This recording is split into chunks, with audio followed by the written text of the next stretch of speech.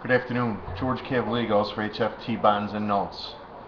Well, you did get a little bit of an uptick overnight into this morning's buyback.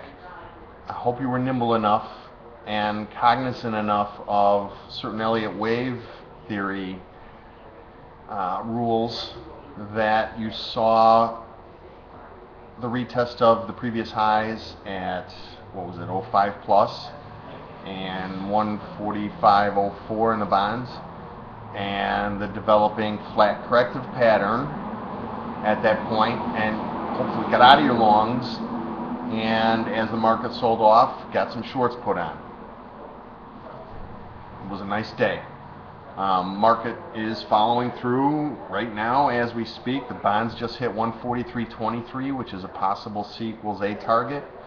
The 10-year note hit that level the other Sunday night. Remember that? And then we had the bit of a bounce off there.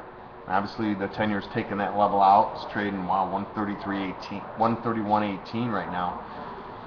Some big fib levels down at 14 plus, 15 plus in the 10-year.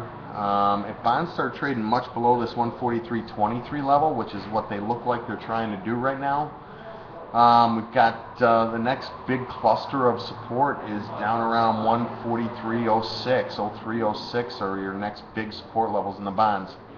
If it does bounce off here and start to rally, then you can build a case that this big move off the highs that we've seen over the last 8 days is a big corrective pattern, and the market should be working its way back up towards the previous highs.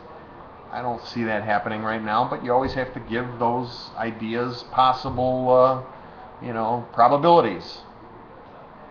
So we close, big volume. Going to look for some further weakness here. Just covered all my shorts. Actually covered them a little bit early, but that's okay. Fari's pointing out something that I'm going to share with you guys, not related to bonds and notes. The equities have made all-time highs in the S&P here this morning, or this afternoon.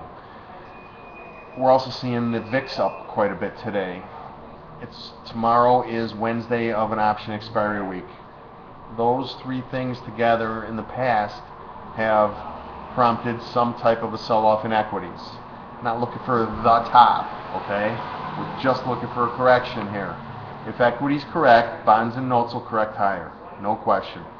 And if we do get some kind of a corrective pattern, you're going to have to look for some moves up towards this morning's highs again.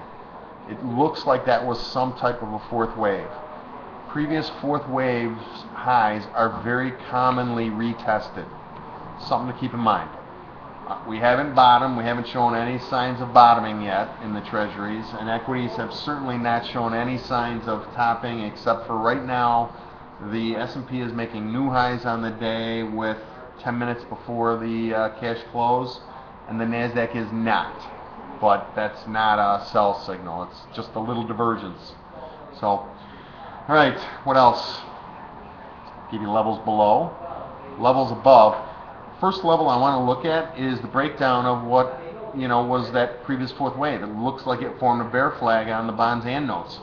If we go and retest the breakdown of the bear flag, it's up around 130, 128 on the 10-year, and 144.19 area, 18.19 on the bonds. I don't think we'll get that high. Keep an eye on 144.08.